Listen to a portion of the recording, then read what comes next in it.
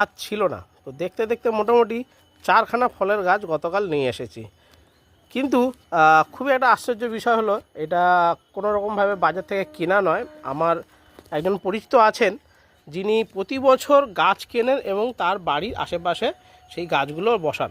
তো গাছ আমি যেহেতু ভালোবাসি, তো উনি বললেন ঠিক আছে আমিও আপনাকে কয়েকটা গাছ দেব। তো গাছ নিয়ে এসেছেন, আমাকে ফোন করলেন, আমি সঙ্গে সঙ্গে গেলাম সকালবেলা। গিয়ে মোটামুটি যে গাছগুলো উনি আমাকে দিলেন, সবার প্রথম যেটা হচ্ছে, এটা হচ্ছে 12 মাসি আম গাছ। তো দেখুন মুকুল এখনও রয়েছে।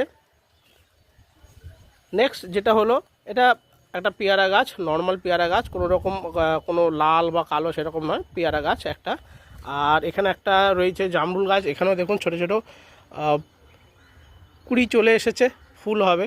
তো জানি না সাদা হবে না লাল হবে না সবুজ হবে কি হবে জানি না, তো যা দিয়েছে দিয়েছে তাতেই খুশি। আর নেক্সট যে গাছটা হয়েছে সেটা হলো একটা জাম গাছ, 4-4টে ফলের গাছ। শুধু ফলের গাছ নয়, একটা মশলার গাছও এনেছি, সেটা হলো তেজপাতা। এই দেখুন তেজপাতা, খুব ভালো লাগলো যে আমি গাছ যেহেতু ভালোবাসি, আমাকেও কেউ গিফট করছে। আমি তো যখনই কোনো আমার ছাদে গাছ থেকে নতুন চারা গাছ তৈরি করি, সেই গাছগুলো আমি লোককে দিয়ে দিই, যাতে তার বাড়িতেও দুটো একটা করে গাছ হোক এবং তারও গাছের প্রতি ভালোবাসা বাড়ে এবং সেও বাগানে গাছ করুক।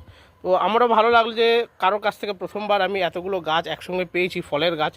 আমার বাগানে যেহেতু ছিল না, তো সেরকম 4টে ফলের গাছ পেয়ে গেলাম।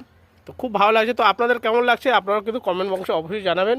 যদি আপনারা যদি এরকমভাবে পেয়ে থাকেন বা কাউকে দিয়ে থাকেন, তার মজাটাই আলাদা। তো সেই মজাটা প্লিজ সঙ্গে শেয়ার করুন, দেখবেন আপনারও খুব ভালো লাগবে আর আমাদের তো অবশ্যই ভালো লাগবে।